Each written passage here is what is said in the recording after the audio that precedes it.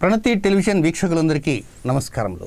తులారాశి 2019 ఫిబ్రవరి 1వ తేదీ శుక్రవారం నుంచి 14వ తేదీ గురువారం వరకు ఉన్నటువంటి 14 రోజులలో అంటే 2 వారాలలో తులారాశి జాతకులకి ఫలితాలు, సూచనలు, సలహాలు క్లుప్తంగా తెలుసుకోవడానికి ప్రయత్నం చేద్దాం.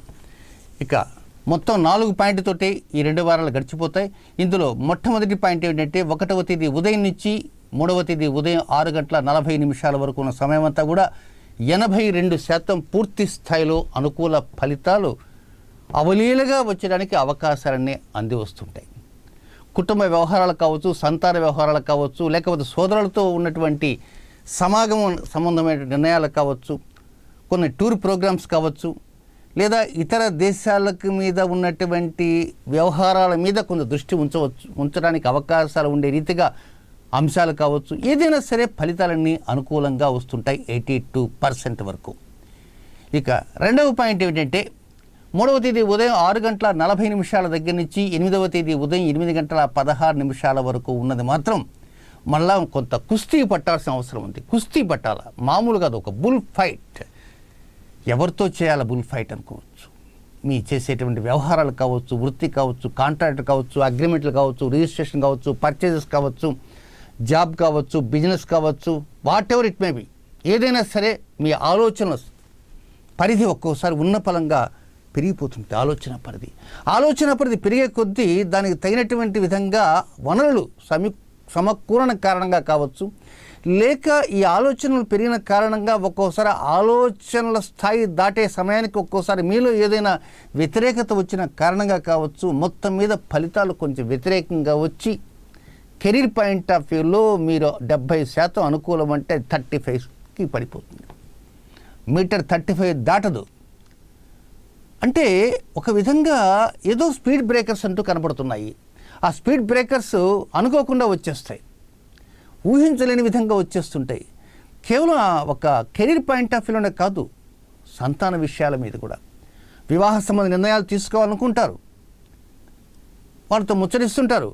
కానీ ఆ ముచ్చరించే సమయంలో ఎక్కడో తెలియనటువంటి ఒక ఆటంకము అనుకోకుండా తెరపైకి వచ్చే అవకాశం ఉంది. అలాగే సంతానం సంబంధించిన ఉద్యోగాలు కావచ్చు, సంతానం సంబంధించిన ఆరోగ్యాలు కావచ్చు, సంతానం కొరకు చేసేటువంటి ప్రయత్నాలు కావచ్చు, ఏవైనా సరే 35%కు పడిపోయేటువంటి అవకాశాలే. 70% ఉన్నదికి 35కి వచ్చేస్తుంది. దీనికి ప్రధాన కారణం అంటూ ఏమీ లేదు, గోచార గ్రహచార స్థితిగతులే అనుకోవాలి. ముఖ్యంగా 4వ తేదీ మౌని అమావాస్య, 3వ తేదీ మహాశివరాత్రి. 3వ తేదీ మహాశివరాత్రి, ఆ రోజున ఆదివారం మహాశివరాత్రి, 4వ సోమవారం మౌని అమావాస్య. అందులో ఈ మౌని అమావాస్య అంటే పుష్య అమావాస్య. ఇది తమిళనాడులో చాలా గొప్పగా చేస్తారు. పితరులకు తర్పణ పిండ ప్రదానాలు ఆచరిస్తూ కొన్ని ముఖ్య అంశాల్లో మౌనం కూడా పాటిస్తుంటారు. ఇది మీ రాశికి కరెక్ట్గా మీ రాశికి 10వ స్థానానికి సంబంధించిన అధిపతికి అంటే చంద్రుడికి సంబంధించినటువంటి ఒక ముఖ్య ఘట్టం మౌని అమావాస్య. అందువల్ల మౌని అమావాస్య సంబంధించినటువంటి ప్రత్యేక వీడియోని కూడా చూడటానికి ప్రయత్నం అంటూ చేయండి. సంతాన విషయాల మీద శ్రద్ధ ఎక్కువ పెట్టండి. మీరు సంతానంతో ఎక్కడన్నా కొన్ని అంశాల్లో విభేదించేటువంటి అవకాశాలంటే తొందరపడకండి. తొందరపడి మీ నిర్ణయాన్ని బహిర్గతం చేయకండి. అలాంటి నిర్ణయాలు రహస్యంగా ఉంచుకోవడానికే ప్రయత్నం అంటూ చేయండి. అంతా గమనిస్తూ ఉండండి. ఏదైనా సరే మీ వృత్తి, వ్యాపార, ఆరోగ్య, కెరీర్, సంసార జీవితాలపైన, సంతాన అంశాలపైన ఒక నిఘా లాంటిది మీ అంతటా మీరే నిఘాలాగా వేసుకోవడానికి ప్రయత్నం అంటూ చేయండి. ఇక 3వ పాయింట్ ఏమిటంటే 8వ తేదీ ఉదయం 8:16 ప్రారంభమై 13వ తేదీ ఉదయం 4:15 వరకు ఉన్న సమయం అంతా కూడా మీరు అనుకున్న దానికంటే ఇబ్బడి ముబ్బడిగా ఆటంకాలన్నీ గాలిపోతాయి, అవాంతరాలు గాలిపోతాయి, స్పీడ్ బ్రేకర్స్ ఎక్కడ ఉండవు, చెక్కేసినట్టు అయిపోతుంది. పరిస్థితి చాలా ఊహించని రీతిలో అనుకూలంగా వచ్చే అవకాశాలు అంటూ వస్తుంటాయి. ఒక్కోసారి శత్రువుల నుంచి కూడా ఏవో మంచి వార్తలు కూడా మీకు చెవిన పడుతుంటాయి. అలాగే ఆరోగ్య విషయాలు కూడా మంచి నిర్ణయాలు వస్తుంటాయి. రుణ సంబంధ లావాదేవీలు కూడా చకచకా కొనసాగిస్తారు. ఇవ్వవలసిన వాళ్ళకి ఇస్తుంటారు, తీసుకోదలుచుకున్న తీసేస్తుంటారు. ఏదైనా సరే ఏదో హడావుడి చేస్తుంటారు. అంతా ఆనందమయంగా అనిపిస్తూ ఉంటుంది. భార్యాభర్తల మీద చలాకీతనం అంతా వస్తుంది. ఇక భార్య శ్రీమతి గారికి కావాల్సిన కొనుగోలు చేస్తున్నారు, శ్రీవారికి కావాల్సిన శ్రీమతి గారు అందిస్తుంటారు. ఒక విధంగా చెప్పాలంటే ఒక నూతన ఉత్సాహము, నూతన వరవడి, నూతన ప్రక్రియ ఇంటిల్లపాది ఉండేటువంటి అవకాశాలంటూ ఉన్నాయి. అయితే ఈ నిమిషంలో మాత్రం కొన్ని జాగ్రత్తలు అంటూ తీసుకోవాలి. ఏం జాగ్రత్తలు అంటే అతి రహస్య సమాచారాలు ఏవైనా ఉంటే తొందరపడి ఈ రోజులలో చెప్పకండి. 8, 9, 10, 11, 12 రహస్య సమాచారాన్ని మీలోనే నిక్షిప్తం చేసుకోవడానికే ప్రయత్నం చేయండి. తొందరపడి అవి లీకౌట్ చేయకండి. ఆ విధంగా లీకౌట్ చేస్తే అనేక సమస్యలు అంటూ కూడా వస్తూ ఉంటాయి. 12వ తేదీన ఆ రోజున రథసప్తమి, ముఖ్యంగా ఆ రోజు మంగళవారం మధ్యాహ్నం రాహుకాలం 3 గంటల నుంచి 4 గంటల 30 నిమిషాలు రాహుకాలం ఉంటుంది కనుక ఆ రాహుకాల సమయంలో వీలైనంత వరకు నిద్రపోవటానికి ప్రయత్నించవద్దు. అలాగే ఆ సమయంలో కారంగా ఉండేటువంటి పదార్థాలు కూడా తినకుండా ఏదైనా స్వీట్ తినాలంటే తినండి, మంచిని తాగండి, కాఫీ తాగండి, కానీ కారంగా ఉండే పదార్థాలు మాత్రం స్వీకరించవద్దు. ఆ ఒక్క జాగ్రత్త మాత్రం తీసుకోవడానికి ప్రయత్నం అంటూ చేయండి.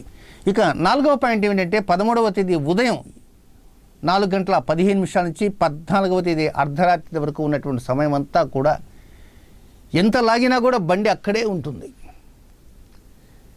దానికి ఏంటో చిన్న లోపం వచ్చిందా అని అన్నట్టుగా అనుకుంటుంది.